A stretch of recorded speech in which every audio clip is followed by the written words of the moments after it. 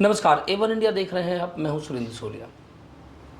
आज हम एक ऐसी तस्वीर आपके सामने पेश करने जा रहे हैं कि लगातार आज के माहौल में जहां बच्चे कभी आईफोन, लैपटॉप, साइकिल या खिलौने आदि के लिए जिद किया करते हैं, आज के समय में अक्सर घर में बच्चे दो ही अच्छे का एक पैटर्न चल पड़ा है। उनमें से एक बेटा और एक बेटी। जब घर में एक बेटा हो तो उसकी हर जिद मानना माता पिता की मजबूरी बन जाता है। कई बार ये मजबूरी इंसान को दूसरे रास्ते पर भी ले जाती है। लेकिन यह एक सुखद तस्वीर ये है, आज एक ऐसे बच्चे से हम आपकी मुलाकात कराने जा रहे हैं जो कहने को तो बच्चा है, लेकिन उसने कभी ना आईफोन की जिद की, ना कभी लैपटॉप की जिद की, ना कभी साइकिल, ना कभी खिलौना। अगर जिद की तो सिर्फ ये कि मुझे भागवत कथा करनी है। आप जरा सोचें और बच्चे की उम्र को देखें और बच्चे के चेहरे को देख कर के ये अंदाज़ा लगाएं कि ये बच्चा इतने बड़े काम के लिए जिद कर रहा है। तो आखिर उस बच्चे की सोचने की शक्ति क्या रही होगी? क्या ये इससे पहले के जन्म के कुछ गुण हैं या पहले के जन्म की कुछ जानकारी है? इन सब सवालों से पर्दा उठाएंगे। हम आपकी मुलाकात कराने जा रहे हैं जो कथावाचक हैं। हाउसिंग बोर्ड का सेक्टर 5 है, वहाँ पर एक कथा आयोजित की जा रही है और कथावाचक का नाम है श्री गोपी कृष्ण शरण जी महाराज, जो वृंदावन से भिवाड़ी पधारे हैं। तो आपसे निवेदन ये भी है कि आप कथा में भी पहुँचें। 8 बजे रोज़ाना इस कथा का जो आयोजन है वो किया जाता है और हाउसिंग बोर्ड के सेक्टर 10 में ये कथा आयोजित की जा रही है। आइए, आपको समय ज़्यादा न लेते हुए आपको सीधे जोड़ते हैं गोपी कृष्ण शास्त्री जी से। तो व्यास जी हमारे साथ हैं। सबसे पहले व्यास जी, आपका A1 इंडिया चैनल में आपका बहुत बहुत स्वागत है और भिवाड़ी पहुंचने पर भी A1 मीडिया की तरफ से आपका बहुत बहुत स्वागत है। क्या कहेंगे? पहला सवाल मेरा ये रहेगा कि आपकी उम्र में जब बच्चे खिलौने, आईफोन, लैपटॉप इनकी जिद करते हैं तो फिर आप में ये जिद क्यों नहीं दिखाई दी और आप में जो आपका हृदय परिवर्तन है ये कैसे हुआ? राधे राधे। सभी भक्तों से मैं कहना चाहूँगा प्रेम से राधे राधे कि आजकल अपने माता पिता ही मोबाइल चलाते रहते, बच्चों पे ध्यान नहीं देते। मोबाइल खुद ही देख रहे, पूरा परिवार छोड़ देंगे, मोबाइल पर देखेंगे, फेसबुक व्हाट्सएप चलाते रहते हैं। बच्चे भी माता पिता को देखते हुए फेसबुक व्हाट्सएप चला रहे हैं। और जब तक माता पिता हनुमान चालीसा, गीता का ज्ञान नहीं देंगे तब तक बच्चे कैसे करेंगे? और मेरे को गुरुकुल से, माता पिता के संस्कार से ही मैं इन कामों में आ गया, श्रीमद् भागवत कथा में विलीन हो गया, भगवान की चर्चा, भगवान की भक्ति में। इसलिए माता पिता से अनुरोध है कि माता पिता संस्कार दे अच्छे। माता पिता ही फ़ोन चलाते रहते हैं, दिन भर रात भर फ़ोन चलाते रहते हैं। बड़ा सवाल है। एक छोटे से बच्चे ने इन चीज़ों को नोट किया है। ये कमी आपकी भी हो सकती है, ये कमी मेरी भी हो सकती है और ये कमी हम सबकी भी हो सकती है। एक कथा में ही मैंने सुना था कि आज का अगर सबसे बड़ा राक्षस अगर है तो वो मोबाइल ने आम आदमी को पूरी तरीके से पथभ्रष्ट किया हुआ है। ये ऐसा भी नहीं है कि आप मोबाइल को पूरा गलत माने। मोबाइल में बहुत अच्छी चीज़ें भी आती है। जो व्यास जी कथा करते हैं वो कथा भी आप मोबाइल के माध्यम से ही सुन सकते हैं। डिपेंड ये करता है कि आप मोबाइल का प्रयोग किस तरीके से कर रहे हैं। व्यास जी, आपकी नित्य दिनचर्या की अगर मैं बात करूं तो किस तरीके से आपकी दिनचर्या बीतती है? क्योंकि जैसा माहौल होता है, जैसा एनवायरनमेंट होता है, उसी तरीके की बच्चे की सोचने की शक्ति होती है। तो दिन भर आपका जो है वो कैसे बीतता है? घर पे तो मैं प्रातःकालीन जल्दी उठ करके गुरुकुल चला जाता हूँ और गुरुकुल ही में पूरा समय, और शाम को आता हूँ 10 बजे गुरुकुल से घर पे विश्राम करने को। भोजन करने के बाद विश्राम, फिर प्रातःकालीन उठ के गुरुकुल। कथा के माध्यम से मैंने ये सुना था कि आप वृद्ध जो माता हैं उनकी सेवा के लिए भी पहुंचते हैं और बंदर सेवा में भी आप जाते हैं, गौ सेवा में भी आप जाते हैं। ये समय आप कैसे निकाल पाते हैं और ये सीख आपको कहाँ से मिली, प्रेरणा कैसे मिली आपको? माता पिता के द्वारा, संतों के द्वारा और भक्तों के द्वारा। आजकल गाय माता को रोड में गाड़ी चला जाते हैं, पैर टूट जाते हैं गाय माता के। बहुत देखें, वृद्ध माता को घर से बाहर निकाल देते हैं।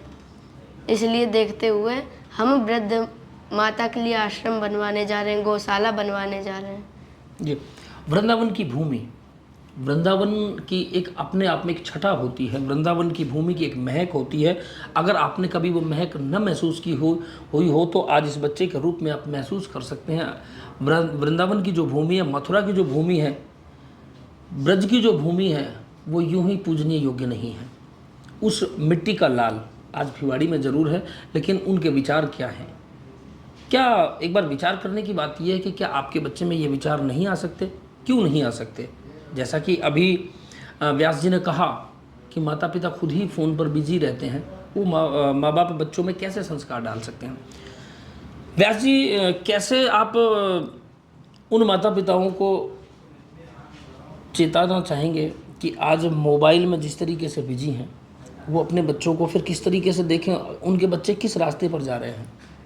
आजकल बच्चे दुर्गुण के रास्ते में जा रहे हैं, यानी कि बाहर नहीं खेलते, मोबाइल ही में खेलते हैं।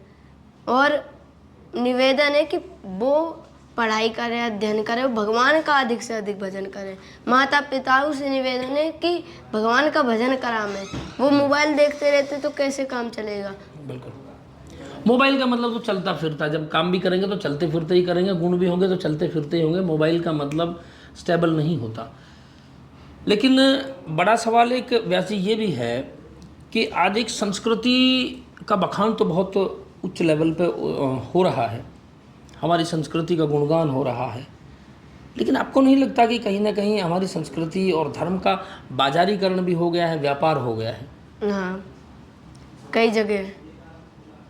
तो इसको किस तरीके से आप मानते हैं कि जो संस्कृति है उसका बाजारीकरण नहीं होना चाहिए? तो किस तरीके से आप देखते हैं? किसे?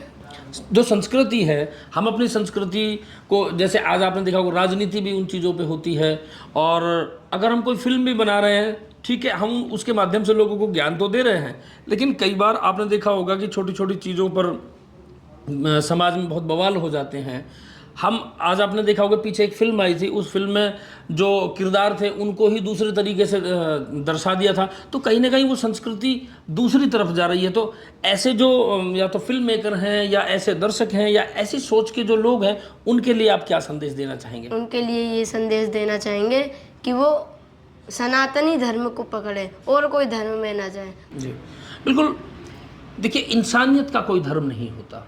इंसानियत अगर आप में है तो अगर आप किसी भी धर्म में हो, ठीक है, आज का माहौल कुछ अलग है और व्यक्ति विशेष की एक राय हो सकती है, लेकिन इंसानियत का कोई धर्म नहीं होता।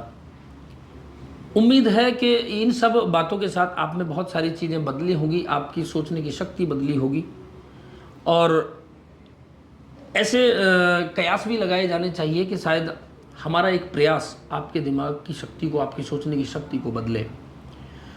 व्यास जी, अभी जो कथा का आयोजन किया जा रहा है, आपको नहीं लगता कि जब आपसे बड़ी उम्र के लोग, आपकी माता पिता की उम्र के लोग आपको बैठकर यूँ सुनते हैं, आपके चेहरे की तरफ कितने लोगों का ध्यान होता है, तो आपको नहीं लगता कि कहीं ये मेरे से बड़े हैं और मैं बहुत छोटा हूँ और मैं इनको कथा सुना रहा हूँ, तो क्या मेरे मुंह से ये सुन पा रहे होंगे? बहुत अच्छा लगता है। तो आपको कहीं नहीं लगता कि कहीं ना कहीं अपने मन में ये भी बात आ जाती होगी कि मैं छोटा हूँ, इतना छोटा होकर इतने बड़े बड़े लोगों को कथा सुना रहा हूँ? कहीं ऐसा भी लगता होगा कि मैं छोटा सा तो हूँ, कई बार आप कहते हो कि मुझ छोटे से बालक की आवाज़ आप तक जा रही हो, तो कहीं आपको लगता है क्या मैं बहुत छोटा हूँ और मेरी बात पता नहीं सुनेंगे कि नहीं सुनेंगे? जी जी जी, ऐसा लगता है कभी? जी। तो आपके मन में क्या चीज़ें आती होगी? फिर आप किस तरीके से उनको वो कथा तक लेकर के जाते हैं? ये तो जब कोई भी हो, बड़ा हो या छोटा हो, व्यास गद्दी पे बैठता है तो विष्णु के समान हो जाता है। व्यासाय विष्णु रूपाय, विष्णु के समान हो जाता है। मैं मानता हूँ कि मैं छोटा हूँ, माइक से भी कहता हूँ कि मैया मेरी छोटो सा बालक हूँ, मेरी कथाएं ने श्रवण करो, लेकिन आज बड़े ही लोग छोटों की बात श्रवण कर रहे हैं। उनको ये सोचना चाहिए कि एक छोटा सा बालक मेरे को समझा रहा है, और उन्हें अपने बच्चों को संस्कार देने चाहिए। सीखने के लिए कोई उम्र नहीं होती, कोई जगह नहीं होती, कोई व्यक्ति विशेष नहीं होता। अगर आप में सीखने की ललक हो तो आप कहीं से भी सीख सकते हैं, एक बच्चे से भी सीख सकते हैं। सीखने की बात है। उम्मीद है कि आपको कुछ बातें समझ में आई होगी, और यही एवन इंडिया की पहल है कि आप अपनी संस्कृति से जुड़े, इंसानियत से जुड़े, और नित्य क्रम जो आपके हैं उनको अपनी धर्म और संस्कृति के अनुसार ही ले करके चलें। आप लगातार सेक्टर 10 में जो आयोजित हो रही है ये भागवत कथा, इसका सीधा प्रसारण A1 इंडिया के सहयोगी चैनल A1 भक्ति दर्शन पर रोज़ शाम देखने को मिलता है। और महाराज जी का भी एक यूट्यूब चैनल है, किस नाम से है आप ही बता दीजिए। तो जो आपका चैनल है उसका नाम बता दीजिए जिस पर वो लोग देख सकते हैं। चैनल का नाम है ब्रजरस धारा और गोपी कृष्ण शरण जी महाराज, जिससे जन जन तक श्रीमद् भागवत कथा पहुंच रही है। इन चैनल को आप लाइक करें, शेयर करें, सब्सक्राइब करें और हिंदू और हिंदी संस्कृति से आप जुड़े रहिए। राधे राधे।